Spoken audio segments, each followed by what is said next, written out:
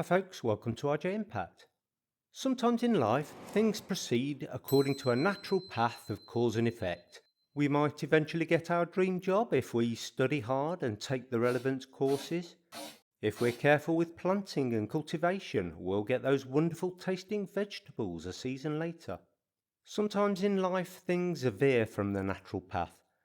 Someone, somewhere, will get hit by lightning. Innocents get caught up in conflicts. And sometimes in life, we're rewarded for no just cause whatsoever. Someone will win that lottery. Well, I woke up this morning thinking one of those latter incidents had happened in the most unlikely of places. I saw all these headlines saying that Elizabeth Holmes had had 2 years taken off her prison sentence. She'll apparently only do 9 years. Wow, I thought, that's unexpected. There's something been going on in the background I wasn't aware of, that's for sure. Superficially, you might think that's right. In fact, if you go to the Bureau of Prisons website, which, if you didn't know, keeps profiles of prisoners, in the case of one E.A. Holmes, or Liz to her friends, apparently Elizabeth died along with Theranos, you'll find it showing a release date of 29th of December 2032. Well, at face value, she's got 2 years off her sentence. Perhaps Elizabeth is bucking the natural law of cause and effect. Well, of course she's not. And I actually looked into this to find out what was going on. So let's just say up front that the sentence that Elizabeth got was 11 years and 3 months. And the quotes in the papers are all talking about a 9-year prison term. So yeah, that at face value, that would be 2 years, 3 months off. If you actually look at the detail behind the headlines, you won't actually find too much detail on this. One legal analyst was quoted as saying they're from the Bay Area. I'm not surprised. And she's not being treated differently than any other federal prisoners under this circumstance. Which isn't really very helpful, is it? Because, well, you all get 2 years off your sentence just for turning up. It's probably not quite how it works, hey? The agency, i.e. the Bureau of Prisons, said that, generally speaking, inmates can have their sentence reduced for good conduct and completing programs for rehabilitation and substance abuse. That latter point I'll get back to later. And on that point, we see the key to unlocking what's actually been going on. So in the case of good conduct, it's a common approach used in many Western prison systems. And simply put, keep your head down, don't do anything silly, like break any rules, then we'll let you out early. You'll probably still have probation and potentially till the end of when your prison sentence would have gone on to. And also in the case of Elizabeth, it's a non-violent crime, so she may benefit from early release to a halfway house. To cut to the bottom line, if you obey all the rules and keep your head down, you can expect around about 15% off your prison sentence. I did the math, it's not exactly 15%, but hey ho. Anyway, just alluding back to my preamble, if I actually look at this through the wrong lens, then you could say, well, she spent the past month being good. She's just had a couple of years taken off her sentence, so if she rinses and repeats over the next few months, then she'll be out by Christmas at this rate. Yeah, I know that was a bit flippant. Anyway, to stop this ramble going on, Elizabeth's release date actually reflects the good behaviour reward of 54 days for every year in prison. And I actually worked it out exactly and got to within an ace of what the release date is on the Bureau's website. So what am I going on about? Nothing's actually changed, has it? Well, that's right. Not according to the headlines, though. However, when you look at this from afar, there is actually some logic to it. So if the prisoner sees their incarceration as being the max, then there's little incentive, psychologically at least, to provide behaviours as the prison authorities want you to exhibit. But if you put the release date as shown as the earliest, then the prisoner themselves will see that as the max. So if they misbehave, they'll see time added on to the earliest date, which they see as the max, and they'll see a more blatant consequence for any misbehaviour. Okay, what did I say earlier on about this RDAP, which stands for the Residential Drug Abuse Treatment Program, RDAP. You can get up to 1 year off your sentence if you attend the RDAP program. I don't know too much about the actual content, but clearly it's residential as it says, which to me is a bit academic, because where else are the prisoners going to be if not residentially staying in the prison? Sounds better though, doesn't it?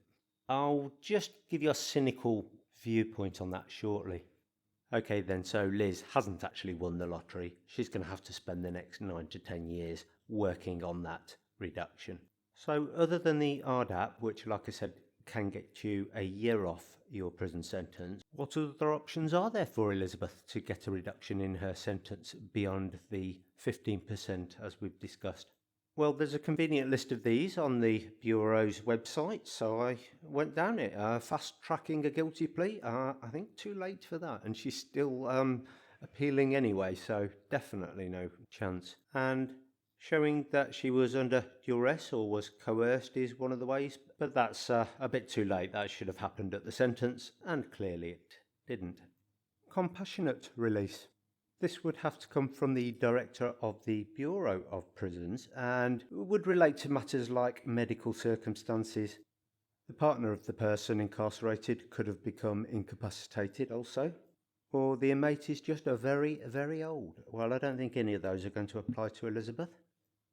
Interestingly enough, on the reduction, the Good Time Award reduction, the Bureau's website itself says that the inmate doesn't have to do anything particularly good or meritorious. They must simply avoid disciplinary infractions. So provided you keep your head down, you can spend all your time playing cards and dominoes, or inventing new medical devices like Elizabeth is going to do. Executive clemency. Not just any old executive, this is the president, him or herself. This is different from a pardon. So clemency is where the president just decides for whatever reason they want to, although usually it is because a case has been put in front of them, to reduce a sentence. How they see fit is up to them. They've got the ability to give an amnesty, a pardon, or a commutation. The amnesty was apparently used by Jimmy Carter to give a blanket amnesty to those Americans who didn't participate in the Vietnam War. Although I don't think Elizabeth took part in any wars during her time with Theranos, although you might argue she could have been just as dangerous. A pardon. Yes, Biden could give Elizabeth a pardon. Somehow I doubt that's going to happen. And commutation, the president might think, oh, Elizabeth's done 5 years or whatever the number is, so we'll say that's enough and let her out now. Clemency, a good example of that would be for Elizabeth to say that the sentence was too harsh compared with what sentences are being provided at the moment, and therefore the sentence to some extent should be readdressed, and that would be an example of clemency, but it would require the president to sign off on it. Now, Elizabeth did have Biden round to her place, i.e. Theranos, at some point. He was one of the people that she fooled with the fake labs and so on. So maybe, he thinks, oh, fun times with Elizabeth and so on, and lets her off just because he can. There have been examples of this. Bush allowed somebody called Scooter something or other. I can't remember the name. I'm assuming Scooter was a nickname. Anyway, Bush pardoned them, essentially just let them go, and I think that was fairly widely seen as being nepotistic, i.e. we're good pals, or you've been a loyal servant, in other words, to me. Here's your reward for your loyalty. Okay, so my last point on this RDAP, getting an extra year off. So it's quite an intense program by the sound of it. It's 500 hours or so, takes about 18 months to complete, and there's quite a lot of modules you'd have to go through. But Elizabeth's got time, so I don't expect there'd be a problem with that. Apparently people complete it in a year to 18 months typically. The key to this is that the prisoner, i.e. Liz, must have a documented history of substance abuse or addiction. Now, it doesn't specify the types of abuse, so could there be one of these so-called middle-class drugs, Xanax, or possibly even an opioid, these OxyContin scandals, where she could have been prescribed them by a doctor, and that would give a certain amount of documentation. I'm saying that on the basis that I don't think that I'm aware of anything like street drugs, crack, cocaine, that kind of thing that she's been involved in. So my cynical point is that the inmate, I'll quote here, has been documented with a verifiable substance abuse disorder within the 12-month period before the prisoner's arrest for their current offence. Well, it's going to be difficult to backtrack 5 or 6 or 7 years, isn't it? Probably impossible. However, let's say you happen to have been investigated by the SEC first, and having spent so long in front of them answering their questions, know very clearly which way this is going to go. And you could afford some very good lawyers. And they said to you, I think you'd better get some relief for all this pressure and tension that you're feeling with all this turmoil going on. So you go to a doctor and say, I need some depression relief tablets.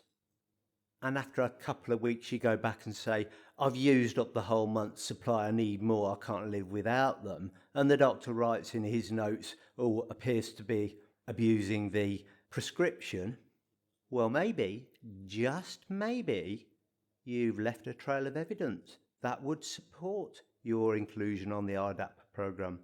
Take that for what it's worth. Am I becoming too cynical? Take it with a pinch of salt. Does anyone else seem to find themselves thinking this far through things when it comes to do with anything Theranos or Elizabeth Holmes related?